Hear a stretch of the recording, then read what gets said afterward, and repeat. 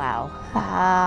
Wow, that's a tough one. I would hope I would respond with grace and dignity. I would not think about the past and play in the moment. I'd probably be scared for like a little while, and then I'd try to make the most of the time that's left.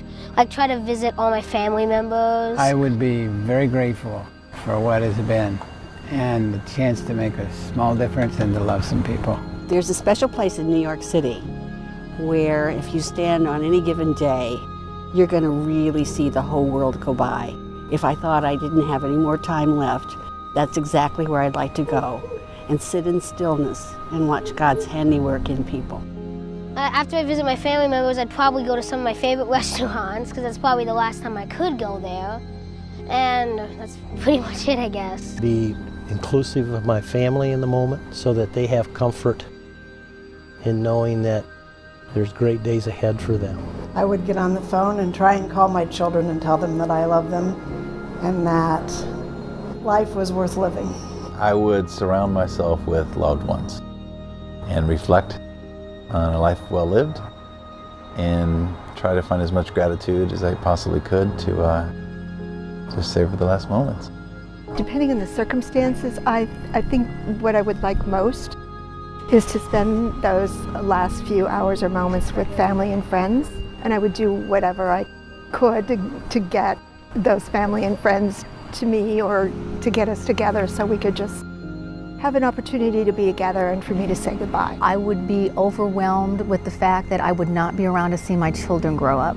So I would want to spend the last minutes with them to explain to them who I was, where I come from, what was important to me, and what I hope they do in life. I guess it would be hard for me to believe that all is lost because I think that if something happened to me, that I'm going to be going to somewhere that would be all right. I'd be with my mom, and I miss her a lot. So sometimes when I think about like if I'm going to die or something's going to happen to me, that's okay because I'm going to be with her. I would respond in that I would be on the other side and closer to those who have left before me and closer to Christ. I would gather around all my loved ones and spend my last moments with them and tell them how much I appreciate them being in my lives and how much of a difference they made for me. I might go to Grater's Ice Cream and get that like chocolate chunk coconut. Oh my gosh. If all is lost, I continue to have faith that there is something beyond this world. Or maybe a big piece of cheesecake with the caramel and not like feel bad about it at all. I don't know what I would do. I guess I imagine I would be afraid. I would like to think I wouldn't be, but I'm not sure that's honest. I'd also remind my kids that because I feel my mom's spirit with me, I want them to know I am with them, and that if someone said to them, oh, it's too bad your mom couldn't be here to see you, for them to be able to know, well, she is here. I want them to know that. I'm here. I'll still be with you, even if I am not physically. I don't know what it is, but I've seen all the pictures from the Hubble telescope, and that gives me even more faith that there is life beyond this world, and I have to believe in the Creator that made it. Well, first, I guess I would say I wouldn't see that as being a loss. It's like going to the next step. And I think that's good. I think that's a good thing. So I just try to make the most of it. And I would be happy. And I would have to share the love with those of us that are still here.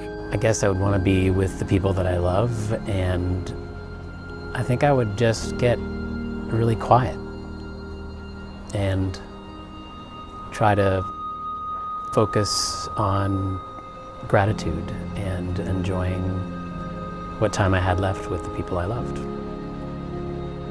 But I don't know. I guess what I'd want to do is just tell everybody that I loved them.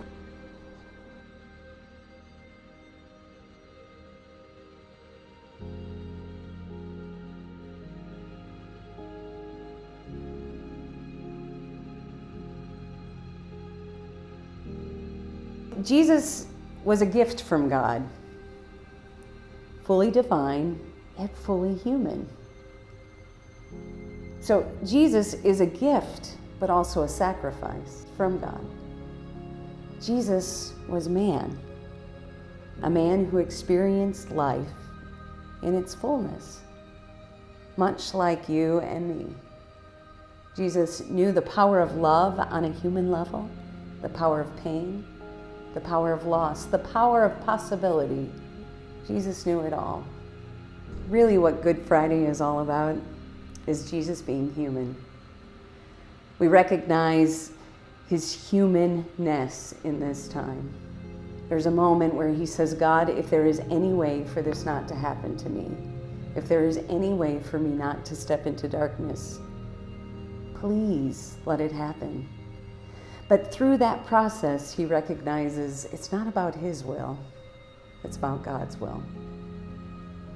Yeah, Good Friday is about darkness, pain, and loss. And it's about recognizing that Jesus never lets us face our darkness, painless loss, fear alone. Not only does he understand it, he's walked the journey and has experienced it. That's what makes Jesus a profound figure in history. When he knew he had but hours and moments left to live, he made the choice to spend it with the people he loved. He took water and he gently washed the feet of each disciple, which really kind of freaked them all out because that was the job of the servant, not of the one that they were calling king. But he decided to remind them that we're all called to be servants of one another. I imagine he looked into their eyes and he reminded them just how much he loved them. Then he shared in a meal with them. He took common items from a table, bread and wine, and shared them with his friends, saying, as often as you eat, remember me and remember my love for you. So many of us ask, why? First, why would God give God's Son to humanity? I think that's a really great question. The one thing that I recognize is what would be more difficult than losing my own life? Probably having to witness the death of my child. It's still a conversation I'd like to have with God someday. I think Jesus came to this place, died and suffered, and did indeed live again so that we might experience a light greater than the darkness. I believe that Jesus came to this world to remind us that the darkness does not win, and you have to walk through the darkness in order to experience that. When it's dark, when it's overwhelming, when you are in pain and suffering and depressed and overwhelmed, you're not alone. The darkness of your life can and will be overcome by the power of love. That's what Good Friday is all about.